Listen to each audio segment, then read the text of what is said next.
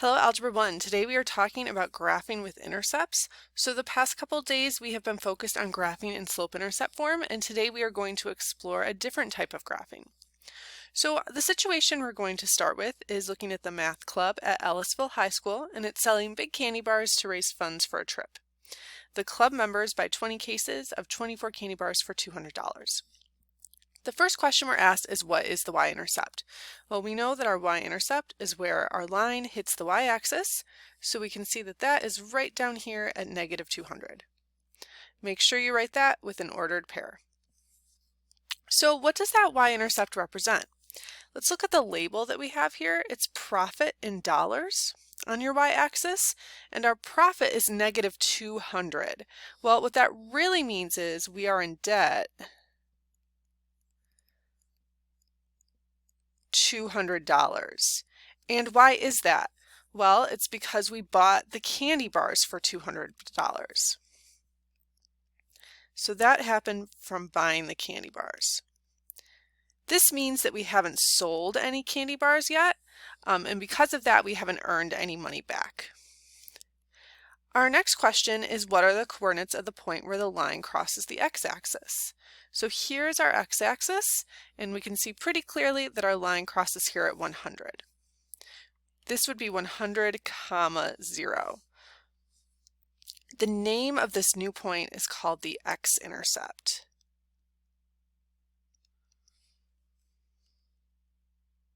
So what does the x-intercept represent in this problem? Well, look at your label. The label is bars sold. That's talking about our candy bar. That is your x value, which is our 100. And your y value, the 0, is again profit in dollars. So what this means is after selling 100 candy bars, we are now back to a profit of 0. Remember, we were in debt 200, so selling 100 candy bars will bring us back to even. All right, so I'm going to say that this is 100 candy bars sold means we break even. And break even is just an expression to show that we no longer owe money, but we don't really have any profit either. So here's how we're going to find the x and y intercepts from an equation. The y-intercept is always where the line crosses the y-axis, right? So it's going to be somewhere here on the y-axis. Therefore, the y-intercept always has an x value of 0.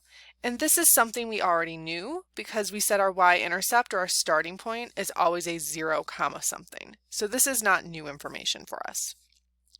The x-intercept is where the line crosses the x-axis. This is our new information.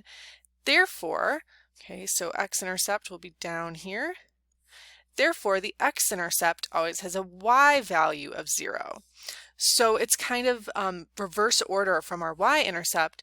Our x-intercept will always be something, 0.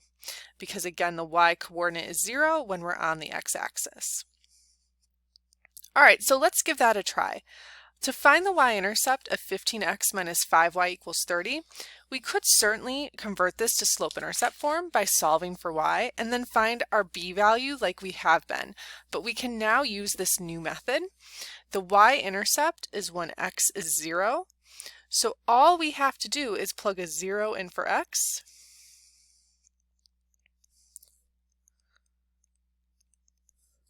But when we do that, of course, 15 times 0 is just 0. So really that just cancels out.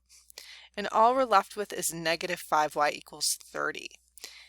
We can go ahead and solve this pretty easily by dividing by negative 5. And we'll get y equals negative 6. You want to make sure that you write this as an ordered pair. So remember 0, negative 6, because negative 6 is the y coordinate. Okay. Now we're going to do the same thing for the x-intercept, but this time, since we're finding the x-intercept, it's not x that's 0, it's y equals 0. So basically, whatever you're trying to find, whichever intercept you want, you're going to plug 0 in for the other variable. So this time I have 15x minus 5 times 0. 0 is going in for y. Okay, but again, 5 times 0 cancels, that's gone. You just have 15x equals 30. And so divide by 15 on both sides, and we'll get x equals 2. All right, again, we do want our ordered pair. Oops, that wasn't our final answer. Our ordered pair will be 2, 0. So again, x is the 2, so it goes in the first spot. So now here's how you're going to graph this. We are just going to plot each of these individual points. 0, -6, that's on the y-axis. 2, 0 is on the x-axis, and then you're just drawing your line. Notice this is a method of drawing our line without using the slope at all. All right, so to recap, to find the y-intercept, we substitute 0 in for x, and we are solving for y.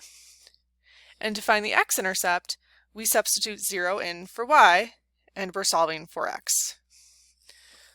All right, let's give these two a try. Find the x and y-intercepts, and then use the intercepts to graph the line. I'm going to start with my x-intercept.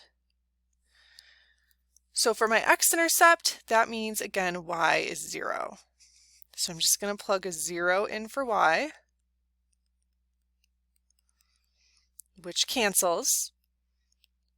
So I'll have a 3x equals 12. Divide by 3 on both sides, and we get x is 4. Okay, and again, remember to write this as an ordered pair. X is 4, so this is 4, 0. Now I'll go ahead and find the y-intercept. Y-intercept is when x is 0. So I'll take my equation, I'm going to plug 0 in for x. Okay, 3 times 0 cancels. So I have -4y equals 12. And now I'm solving, so I'll divide by -4 on both sides. And y equals -3.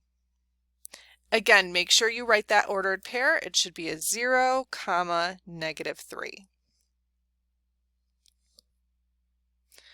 And then we'll plot these points. 4, 0, that's on the x-axis. 0, -3, that's on the y-axis. And then we just draw our line. All right, so I'd like you to take a minute to try this next one and see how you can do. Go ahead and pause the video. Use what we did in number 8 to help you with number 9, and we'll go over this in just a minute. All right, welcome back. So I went ahead and I found my x and my y-intercepts. And actually, I just realized that we have spaces below to write these on. So let's take a moment and do that. X-intercept for this one was 4, 0, and the y-intercept was 0, -3. You might have already saw those. But for this new problem, x-intercept, we're plugging a 0 in for y again. So I went ahead and did that. And when I divide by -2, I should get a -8 or a -8, 0. And for my y-intercept, I go ahead and I plug a 0 in for x. All right, that cancels. This time I'm dividing by -8, and that's going to be a -2. So again, since it's the y-intercept, it's 0, -2. Now let's make sure we graph these on the correct axes. So -8, 0 will be over here, and 0, -2 will be down here. And then again, you can just draw your line.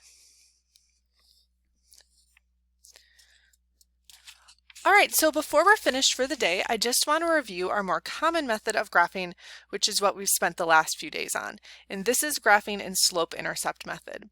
This is the more accurate way to graph because you do get more points. It's an actual more of a graph than a sketch like we're doing by graphing with intercepts. So when we're using slope-intercept method, this is when we need to solve for y and get our equation in this form, y equals mx plus b. So we will go ahead and start off by subtracting our 3x on both sides. Okay, and when you bring down your -4y, make sure you have that negative.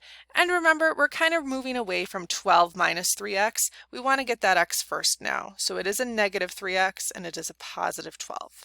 That will have us be in this form mx plus b. All right, and then don't forget to divide by your -4. And please watch those signs. -3 divided by -4 is a positive 3/4. X, 12 divided by -4 is -3. Our slope is 3/4, the number with X, and our y-intercept will be 0, -3. Again, make sure you have that 0, comma. So this is how we will be doing most of our graphing. Remember to start at your y-intercept, that's at 0, -3 on your y-axis. And then that slope of 3/4 tells us we're going up 3 and right 4. It is a positive, so your line should be going uphill. Once we run out of room, we're going to go back to that starting point and we're going to reverse our line. Down 3, left 4. Down 3, left 4. And you can see that this is actually much easier to draw your line now because you have more than 2 points, because we have dots going all the way across the axes. Let's try one more of these. So again, we are solving for y. That's always what we do for slope-intercept form. And to start off, we will add our 2x on both sides since it is being subtracted right now. Bring down your -8y.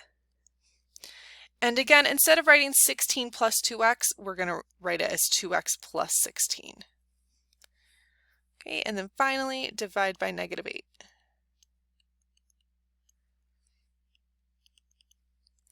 Two divided by -8, if you go ahead and math frac that, you'll get a -1/4. X.